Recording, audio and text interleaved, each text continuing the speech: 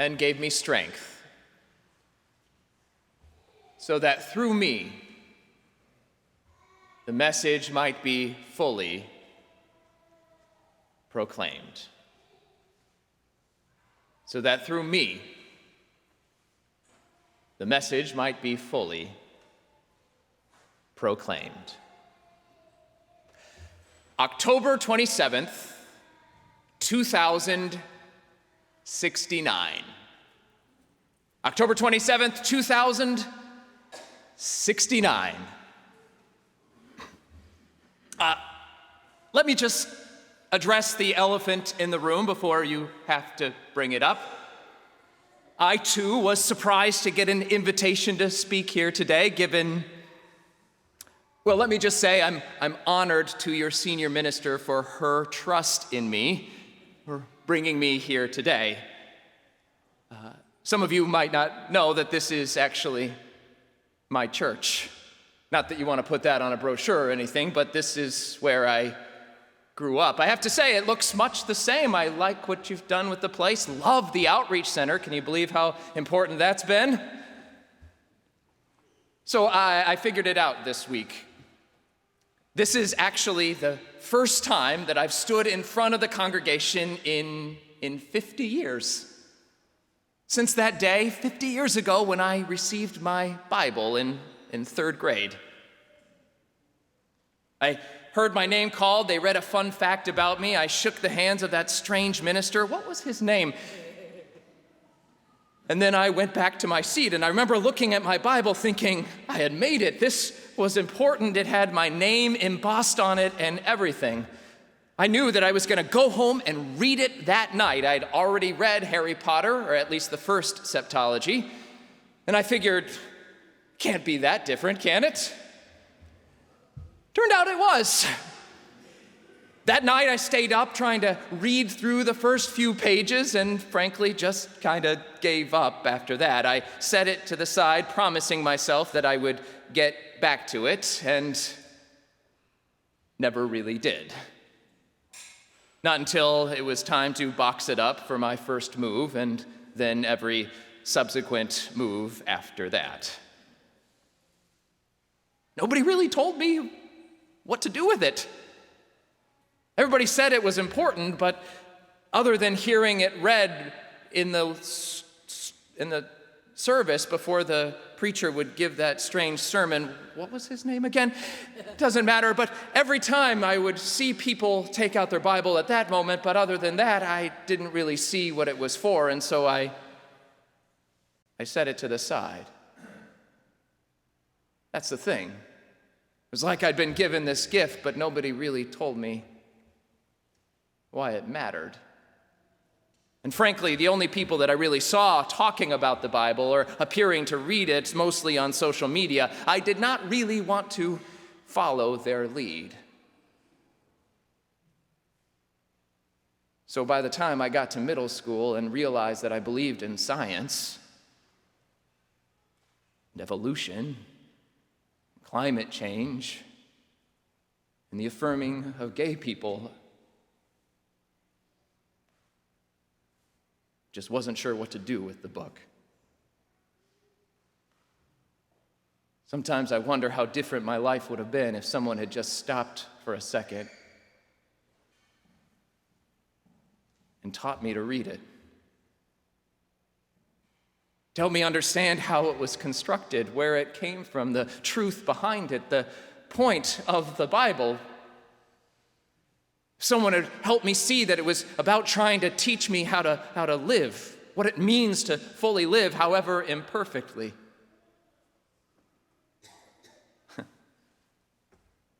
Coulda, shoulda, woulda. So here I am, 50 years later. Nice to see you. Your senior minister asked me to speak about stewardship, and I get that I'm sort of a strange choice given all that's happened, but maybe not. After all, if I've learned anything else, it's what happens when you misuse the gifts that God has given you. So maybe there's something in my story that just might help your story. I thought I'd fill you in from 3rd grade on. Don't worry, I have a time limit. Because a lot happened. Everybody always focuses on the accident as if it just popped up out of nowhere, but the truth is a lot happened before that moment that's worth sharing. I was a pretty typical kid. Any kid growing up in the 20s knew how to find their way. I played sports, mostly online. I did my best to find my way through, to struggle to find my way through. I was pretty focused on doing the right thing. I always wanted to do the right thing, maybe to a fault. I got really good grades in school. I took as many APs as I could possibly take, did just the right amount of extracurriculars. I played 2.5 instruments. I went on a mission trip, thought it would look good on the resume, and when the SAT came around, I did really well. I had a target in front of me, a laser focus. I knew what I wanted to do. Sure, I sort of sacrificed some time with friends, but I was social, mostly online. I got together with people through my phones. That's what we did at the time. I had to carefully craft a persona that looked like I was giving a little effort, but not so much as to look like I was putting too much in effort, as if I was desperate. I wasn't a Visco girl. So I found my way, struggling to find my way. This was a time in which we did struggle. It was this weird time in which we were so connected with each other, and yet so alone. It was back when we were working so hard to help kids pick up their phones that we hadn't yet figured out that we also had to teach them to put them down. I had access to all this information, but no one to help me know what it meant. So I had to figure it out on my own.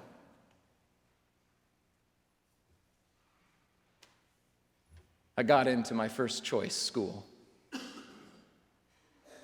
I went in with the same laser focus that I went through high school with. I had an idea, a right track that I wanted to do. I wanted to take the right classes with the right professors, get the right internship so that I could get the right job with the right salary and have the right life.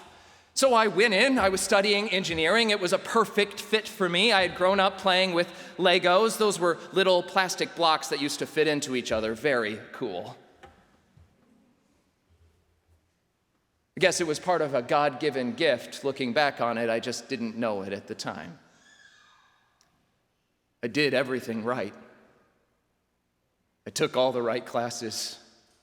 I stayed on focus, kept that trajectory going, and because of an internship I had before my senior year, I had an offer by the time I graduated. I deferred for a year so I could work on President Kardashian's re-election campaign. The first President Kardashian. I figured it would look good in business to spend a little bit time in that sector, and it was. That was really my first choice. My first time I had to make a choice in life. I had gotten up and I had gotten so used to finding my way forward, just being told what to do, knowing what that trajectory was, that when I was finally faced with a moment of real choice, it was difficult. It's like you get on that school train at kindergarten and you get off in college and then you're forced to say, like, what now? I had choices. A woman I met on the campaign trail was starting a nonprofit. And they needed engineers, and she said it would be a great way for me to do some good in this world. But I had a plan in mind. And I convinced myself I could do more good with the plan than I could elsewhere. And so I set my sights on success, and I gunned for it. I spent the next few years of my life working as hard as I possibly could, letting go of some of the extraneous things, some of the distractions. Sure, it meant letting go of some friendships, of some community, of some relationships, of family, but I knew what I wanted to do. I knew that I wanted to find success, and I was successful. I would stay later than the other people. I would work on the weekends. I would find my way forward, and I was rising up through the ranks. I made partner in the engineering firm by 35, and by 40, I had gone out on my own. Our firm was successful, grossly successful. We were growing by leaps and bounds. At our height, we had over 100 employees, and every week we were getting another job, sometimes every day, sometimes more than once a day. I loved it.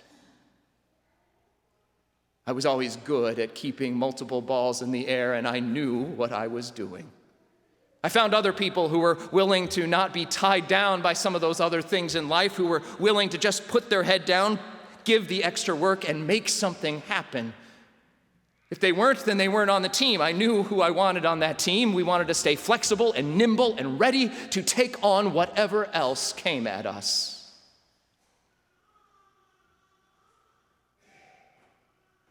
Looking back on it, I recognize that it was in those years when some things started to slip. But sometimes you're so focused on what's ahead of you, you miss what's happening around. I knew the moment I heard about that job in New Manhattan that I wanted us to get the contract. The biggest civil engineering project in New York State since the Erie Canal. I thought that would be the thing, that would be the capstone, the pièce de résistance, that moment when I would be able to grab that thing and finally find that joy in this job. So I shifted the focus in that moment of the entire firm. Everybody was laser focused on getting that contract, putting out the bid, doing our very best to earn that work, and we got it.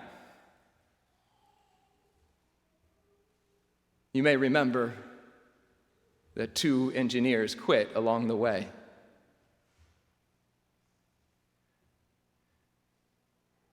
They tried to tell me that we were cutting too many corners, that we were letting some things drop. But I let them go and found people who would get on board. They called it an engineering marvel. That year, I won the award for American Civil Engineers. I flew to D.C. and took it. I was so excited. I was on top of the world.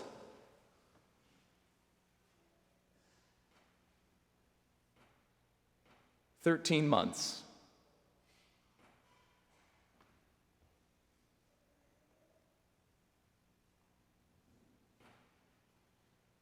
It's all it lasted.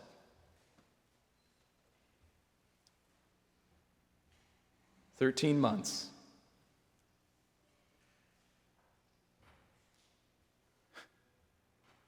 When I first got the alert, I thought it must have been a mistake.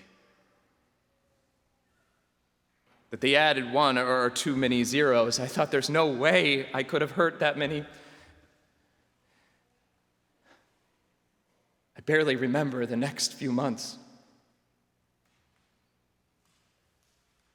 I don't remember the trials, the criminal or the civil. I just got the gist.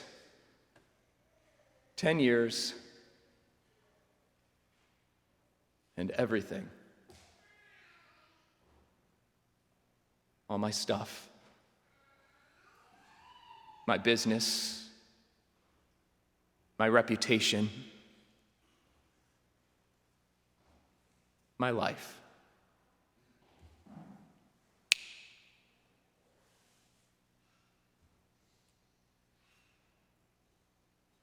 Most people think 10 years was not enough. They're right. I could have spent the rest of my life. That's not how it works.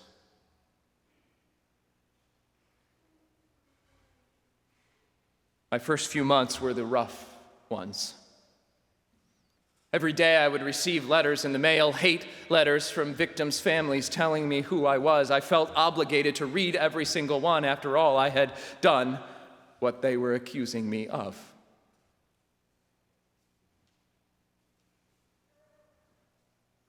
About 8 months in, I got a package. It was different than the others. The letter on the front was from your senior minister.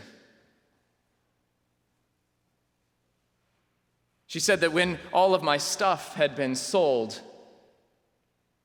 this somehow made it back to the church. And she wondered if I might like to have it.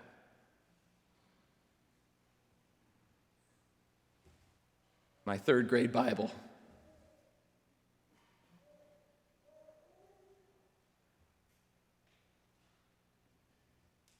I finally took the time to read it. Don't get me wrong, it was still more confusing than Harry Potter. But I had nothing but time.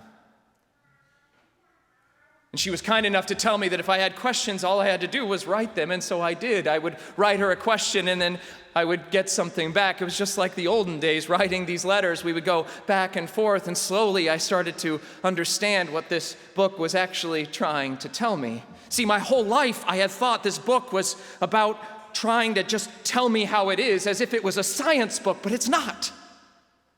As if it's a history book, but it's not. It's not trying to tell us how we came to be, it's trying to tell us who we are. And when we talk about inspiration, the inspiration behind Scripture, we're pointing to another truth. It's not the squiggly lines we see on the page. It's not the words written in the Bible. When we say the Word of God for the people of God, it's not the words on the page, it's the word beyond the page. It's the interaction of the community itself, the imperfect community that put it together and the imperfect community that is hearing it. And in that connection, God's grace is revealed.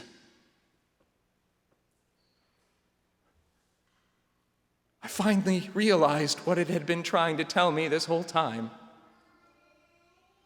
That life is meant to be shared. That life is lived in the sharing. That each of us has a choice about how we're going to spend our lives. Friends, that's what stewardship is about. We think it's about how we spend our money, but the truth is, it's about how we spend that much more precious resource. Our time. It turns out once we figure out how we're going to spend our time, our talent and our treasure follows. But the Lord stood by me and gave me strength so the message might be fully heard through me. Do you see? What I finally understood in my third grade Bible, in all of those imperfect stories written by imperfect people, was that perfect truth that by God's grace, we don't have to be perfect to be loved.